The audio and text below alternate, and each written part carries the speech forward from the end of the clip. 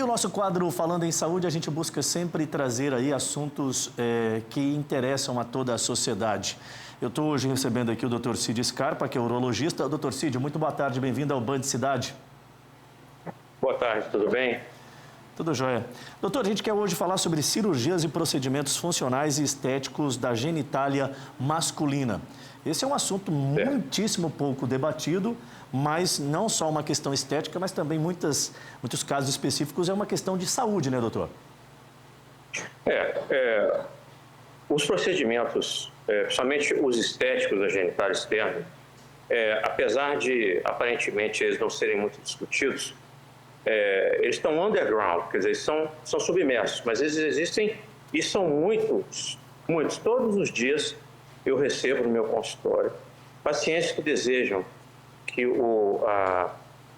alguma coisa na genitália seja mudada, tá certo? Uma questão de percepção estética ou não. Então, eu até acho que é bastante difundido. As pessoas, na realidade, elas escondem porque é uma coisa muito privada, mas é muito importante a gente discutir isso porque existem aspectos éticos e humanísticos e psiquiátricos que nós devemos considerar quando um paciente deseja fazer um procedimento estético da genitália. Doutor, postectomia, o que é isso? É um procedimento? É a cirurgia de fimose, né? Ela pode ser feita porque o paciente tem uma fimose, né?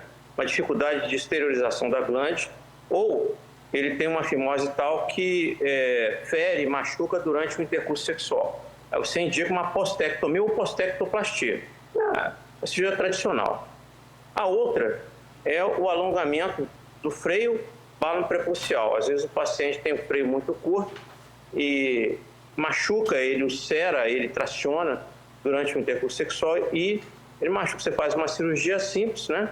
Uma cirurgia assim pode ser feita com anestesia local, ou com ou sem sedação, e se ganha de meio até 1,5 centímetro de comprimento peniano, dependendo do grau da prega, né? Se for uma prega próxima de 0 graus, praticamente o paciente vai ter um ganho ponderal no comprimento. Esses dois pontos específicos que o senhor acabou de abordar para nós aqui, tem uma correlação muito direta com aquilo que eu falei. Aí a gente está falando de estética, mas acima de tudo também a saúde e a qualidade de vida do cidadão, né, doutor? Sim. Alguns aspectos devem ser vistos, né? Por exemplo, os pacientes desejam, por exemplo, ele tem a percepção que o seu pênis é curto, não é longo o bastante. Quando um paciente traz esse problema para você, você tem que considerar que ele pode ter algum problema de fundo psicogênico. Por exemplo, uma dismorfofobia. Ele é uma pessoa perfeita, com a saúde perfeita, ele se olha no espelho, mas ele não se vê satisfeito, ou no todo ou em partes, né?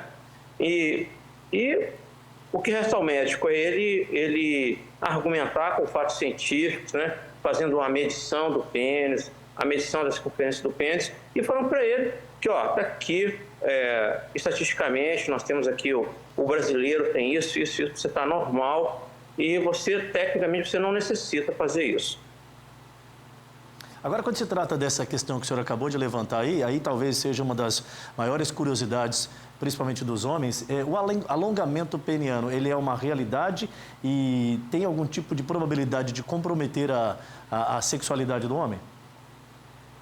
Bem, quando você fala alongamento, o alongamento não precisa ser necessariamente que você vai mexer na estrutura do pênis para torná-lo mais longo. O que geralmente o paciente percebe é que a parte pendular do pênis, ela pode não ser tão longa como ele deseja.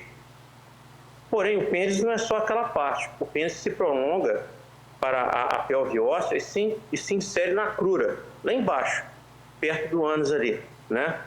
Essas duas hastes aí. Então, o que você pode fazer?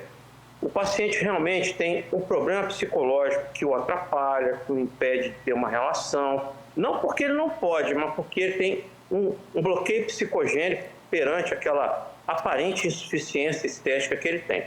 Aí a gente tem alguns procedimentos. Um deles, quando o paciente é um pouco, está acima do seu peso, ele pode ter um acúmulo de gordura na região pré-púbica. Então, a gente faz uma lipoaspiração, a gente diminui, né, aquele volume de gordura, o pênis fica mais perceptível, mais perceptível. Quando o paciente, mesmo assim, ele não está satisfeito, você pode fazer uma incisão do ligamento suspensor do pênis, né? Que você seccionando ele, o pênis vem mais para frente, quer dizer, a parte pendular fica um pouco mais comprida. Porém, são procedimentos que não são perfeitos, né? Por exemplo, a secção do ligamento amarelo, o ligamento suspensor do pênis, ele pode fazer com que o pênis, mesmo rígido, ele fique para baixo. Então, o paciente vai ter que manipular o pênis para poder fazer uma penetração razoável. E isso pode, às vezes, não ser tão fácil de fazer. A outra coisa que nós temos é o pênis embutido. O pênis embutido é aquele pênis que está envolto por uma prega de gordura e pele que está muito próxima da região distal dele. Então, dá a aparência que ele é muito pequeno. O que você tem que fazer? Você tem que fazer a transposição desse pênis e colocá-lo em um lugar onde ele vai ter uma projeção, você vai avançar ele mais e o paciente vai ter uma percepção que ele é maior. Doutor, casos de fratura no pênis, ocorre isso? Tem como tratar? Como é que se dá? Muito comum. Quem dá plantão no João Paulo vê muito. Eu me lembro que quando eu prestava serviço lá, eu operei vários pacientes que tiveram esse tipo de acidente. É um acidente, assim, se for visto na hora, né, imediatamente ele não dá tanta repercussão na sexualidade, mas se deixar para lá, realmente o paciente, o pênis ele vai cicatrizar, mas ele vai ter falhas de enchimento no corpo cavernoso. É uma cirurgia, eu não vou dizer complexa, mas é uma cirurgia que deve ser prontamente feita. A fratura pode evoluir com curvatura peniana patológica. Essa é uma das causas de curvatura peniana patológica, a doença de Peyronie, que é uma doença autoimune, e as curvaturas congênitas, né? O paciente tem isso desde criança, né? E essas curvaturas adquiridas por trauma do pênis, né? Que você deve fazer uma cirurgia chamada corporoplastia, que não é uma cirurgia fácil, não é uma cirurgia, vamos dizer que ela é linear, não. Ela é passiva, a gente faz bastante aqui, mas não é uma cirurgia para o pênis de grande porte. O Sistema Único de Saúde, doutor, ele tem assistido a algum tipo de procedimento em se tratando de alguns pontos desses que a gente está debatendo hoje aqui no programa? Como é que é o posicionamento? Tudo são as pessoas, né? O Sistema de Saúde do Brasil, ele é bastante, no papel, ele é bastante completo, né? Porém, depende das pessoas que o implantam, né? As pessoas que fazem o sistema acontecer, ele não acontece por si mesmo. Então, desde que nós assumimos a chefia do Departamento de Urologia do Hospital de Base, nós nos empenhamos em implantar esses procedimentos que não são tão divulgados, né? Não são procedimentos de exceção, porque são procedimentos éticos. Por exemplo, nós temos 200 próteses penianas lá para implantar, nós estamos já chamando os pacientes que têm uma disfunção grave, nós vamos colocar. A gente faz a cirurgia para correção de curvatura peniana, as postectomias, né? Todos os colegas lá são todos habilitados para isso. Em relação à prótese peniana, que nós temos, no Brasil, a prótese que é mais implantada é a semirrígida. Já nos Estados Unidos é inflável. É uma questão de política, né? E de numerário disponível para a saúde. Quando um paciente meu privado, né, um paciente privado vem, ele pergunta qual a melhor. Olha, a melhor, na maioria dos casos, é a inflável, porque ela imita basicamente a ereção fisiológica. Já a semirrígida, ela é como você substituir um dente. No início você acha estranho, depois você toma, ele assume uma identidade corporal, você assume ele como seu. Então, o indivíduo tem que reaprender a ter uma relação sexual, qual a melhor maneira dele fazer a penetração, qual a posição mais confortável e menos dolorosa para que ele faça isso.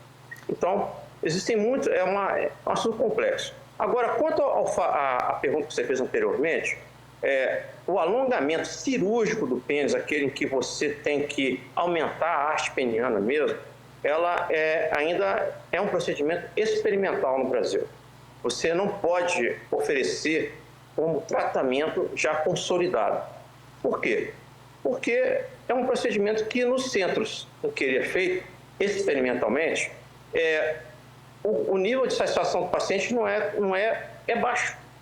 Ele não fica satisfeito de ganhar 2, 3 centímetros, às vezes 4 no máximo, né? Mas a gente indica isso para um micropênis. O que é um micropênis? É um paciente que tem o pênis com menos de 7 centímetros quando rígido. Então, se isso está causando algum problema para o paciente, uma inadequação do intercurso sexual, você faz a cirurgia. Mas eu já advirto, é uma cirurgia complexa, você praticamente desmonta o pênis e monta de novo. Você tem que utilizar uma prótese peniana para você ter um ganho de comprimento, você tem que substituir partes do tecido peniano por pericárdio bovino. Então, não é um procedimento que você pode oferecer como consolidado, como já um padrão ouro para esse tipo de tratamento. No Brasil, o Conselho Federal de Medicina considera experimental, você não pode cobrar do paciente, o paciente não pode processar, porque ele vai ter que assinar um documento que é experimental e que ele sabe, não é? Mas existem, em todo lugar, existem pessoas que não têm o mesmo escrúpulo e podem indicar uma cirurgia dessas, né? Fora dessa indicação que eu te falei, que é a condição do micropênis, que não é, graças a Deus, não é uma condição clínica muito frequente. Doutor, agora, independente desse ponto que o senhor acaba de explicar para nós aqui, sobre o alongamento peniano, estou me referindo agora de forma genérica. É complicado a gente administrar isso no psicológico do ser humano, do cidadão. O que ele precisa e o que ele quer. Né? Tem que encontrar esse ponto de equilíbrio. Aí vem o ponto específico, onde o profissional médico tem que ter muita coerência, né? Sim. Quando você tem um caso em que você vê uma conotação de uma insatisfação estética, você tem que considerar que o paciente pode ter ele pode ser dismorfóbico, quer dizer, ele pode ter uma percepção muito ruim de você, uma autoestima corporal muito baixa, por vários motivos. Esse paciente deve ser analisado psiquiatricamente e de preferência, ser tratado não só com o psiquiatra, mas através de psicoterapia, para que ele possa, talvez, superar isso e conviver com aquela condição que ele tem, que geralmente o paciente tem um comprimento normal, uma circunferência normal, mas para ele é ruim. A gente percebe nisso, por exemplo, algumas mulheres que querem fazer algum tipo de plástica de mama, às vezes elas têm uma mama perfeita, não tem nada, não tem nódulo, a mama está bem colocada, o bico do seio está no plano, tudo, mas ela quer colocar aquilo, porque ela acha que está feio, porque ela compara com os outros e ela tem uma sensação própria com aquilo. Isso acontece com o homem também, por vários motivos. Eu tenho muito cuidado quando um paciente me procura, eu procuro fazer as medidas, conversar com ele, dizer, olha, dentro do padrão brasileiro você está normal, você está até acima um pouco do padrão brasileiro, mas para ele pode ser aquém. Eu sou contra você fazer o que o paciente quer. Você não pode dar o que o paciente quer, você tem que dar o que o paciente precisa, né? Na sua opinião. Se você fizer isso, você deixa de ser médico, você vira um mercador, né? Nos Estados Unidos, existe uma liberalização maior do que aqui no Brasil. Qualquer pessoa pode fazer isso, fazer um alongamento de pênis, com ele assinando o termo dizendo que sabe das complicações que autoriza o médico a fazer, pode ser feito. No Brasil, há uma preocupação maior sobre isso, até pelo nosso padrão latino de educação e de afirmação masculina. Então, eu vejo com muito cuidado. Por exemplo, o paciente nos procura hoje, muito comum, hein? Muito comum. Olha, o meu pênis é fino. É fino, mas a sua mulher reclama? Não, mas eu sinto que durante a penetração, poderia eu preencher mais o espaço vaginal dela, talvez dar um pouco mais de prazer para ela e para mim.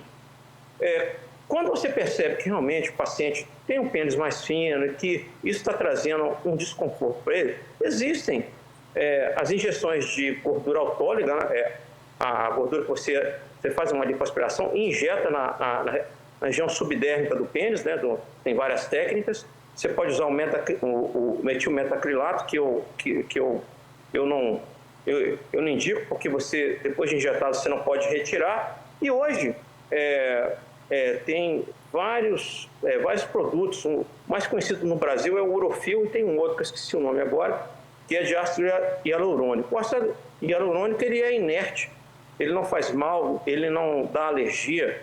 Você pode preencher esse espaço, né, subtérmico em 2 sessões. Você pode ter um ganho de 3 até 8 centímetros de circunferência peniana. Então, é um caso assim, mas você tem que explicar para o paciente que o uso do ácido hialurônico pode ser factível só de 1 ano de duração. O paciente vai ter que ter um outro numerário para gastar de novo para manter isso. E não é barato. Uma ampola hoje está R$3.500, você comprando pessoalmente. Se você vai usar, existem alguns profissionais que ainda cobram em cima disso, talvez dobram o preço.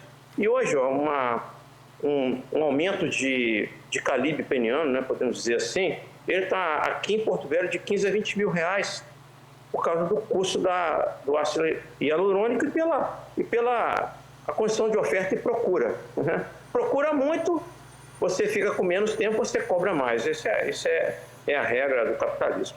Mas aí que está, quando entra muito capitalismo, você perde muito em medicina. É política de mercado.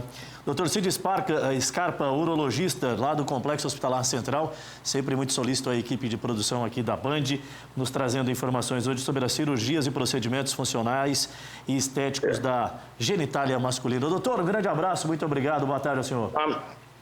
Eu que agradeço essa oportunidade de esclarecer o público de Rondônia sobre esses procedimentos. Eu aconselho que sempre visitem mais de um profissional. Tá? Cuidado com a genitália. A genitália a gente só tem uma, igual o coração. Né? Se ele ficar ruim, você pode ter uma qualidade de vida bastante prejudicada pro resto da sua vida. Tá aí, muito bem. Sempre é bom falar em saúde aqui no Band Cidade.